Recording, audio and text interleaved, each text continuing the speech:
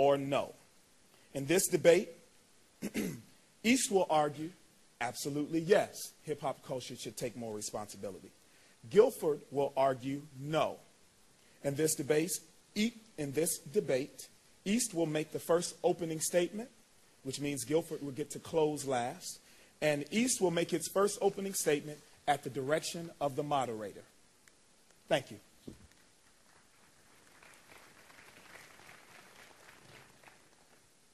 Opening statement, East High, 2 to 3 minutes.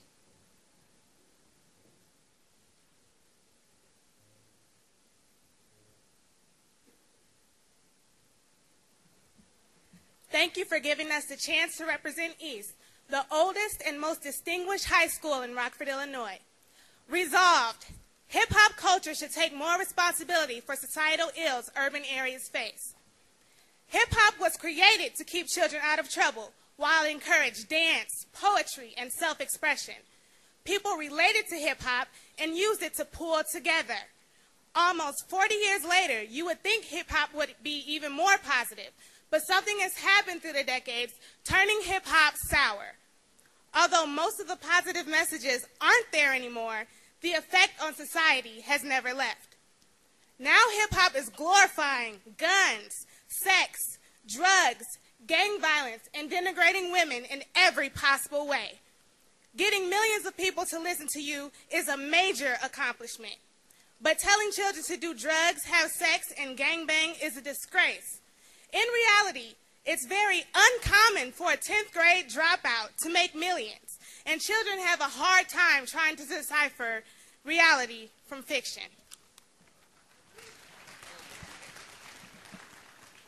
I like to compare hip-hop to a drug. It's addictive. Once you hear little, you want to hear more. Rappers Tupac Shakur and Christopher Wallace are 2 prime examples of being killed by their own drug. Yes, hip-hop killed these 2 young black men. They're a part of one of the biggest feuds of all time, East Coast versus West Coast. Tupac and Notorious B.I.G. were friends before their record label's war of words turned into a real war, and both of them were killed. Today, the same thing happens in Rockford.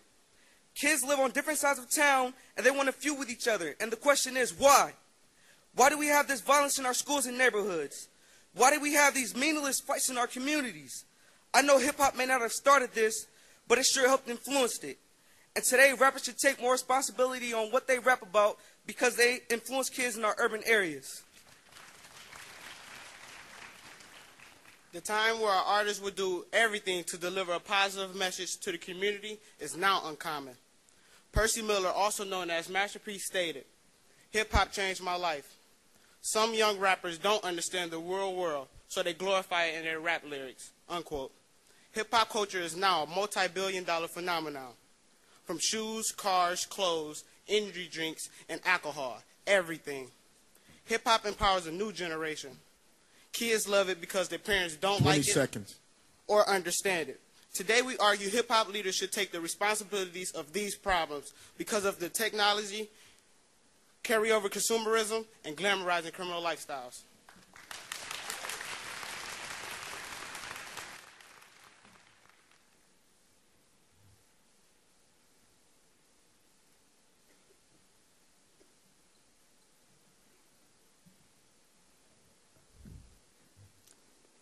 One of the perennial questions of philosophy is whether life imitates art, or if art imitates life.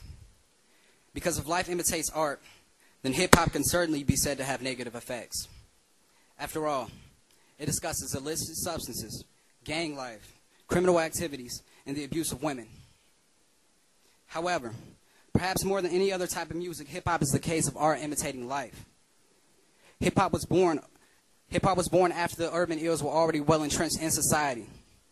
President Lyndon Johnson's Great Society plan moved many poor black people into housing projects, which quickly became overpopulated ghettos, full of crime and without hope for their inhabitants. There's a reason you don't see expensive guitars and drum sets in the ghetto.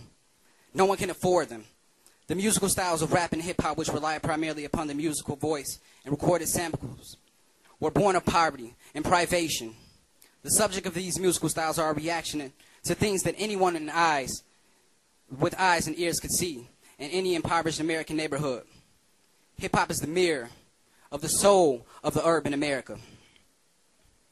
Few Americans read sociological studies about urban America. For the majority, hip-hop is one of the few windows that they have into the hopes, the dreams, the fears, and the problems of the inner city.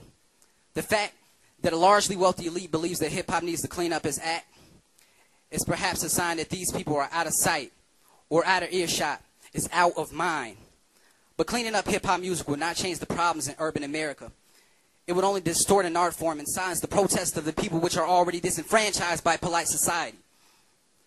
Jeffrey Johnson, a social activist and producer of the Cousin Jeff Chronicles on BET, states, and I quote, "The young men and women who have embraced hip-hop and inherited a culture of sexism and misogyny that has never been effectively admitted to or addressed by the previous generation, leaving young people to bear the brunt of the blame," unquote.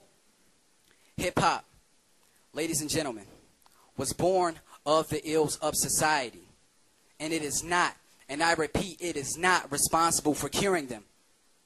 Thank you.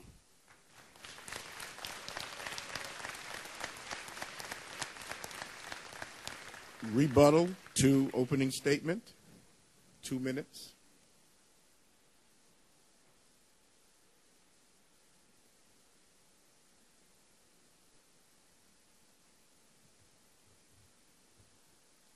My opponent has stated in his opening statement that hip-hop is a reflection of what's happening in our communities. Quote, Russell Simmons, "Hip-hop community is a mirror and is a reflection of the dirt we overlook." Unquote. Hip-hop is a reflection of our communities. It's a mirror. And when you look in a mirror, you see what's negative about yourself. And the reason you look into a mirror is to correct the things that are wrong in yourself. So why is hip-hop not reflecting what we need to fix in our communities? They're not. They're just looking at it and overshadowing, showing the actual problems we have in our communities. So who's to blame for that? You cannot turn on a television or watch a movie and not see the influence of hip-hop. Even suburban America has been bitten by the hip-hop bug. Do you truly think multi-million-dollar companies from films and television and networks and advertisement will waste hundreds of thousands of dollars hosting a rap artist that would not make them any money? Hip-hop is not about kids anymore. It's about money. It's about millions of dollars now. Nobody's is looking at the children that is following all these negative impacts from gun violence, sexual misconduct. It's just a flame now. It's like hip-hop is a gasoline being thrown onto the fire. I believe that it's time for a change, and that's why I believe in hip-hop is a bad influence.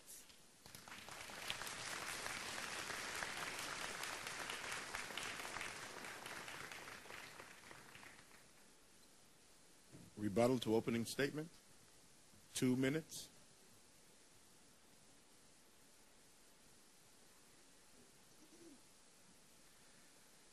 My opponent just stated that the glorification of drugs in our culture is very prevalent.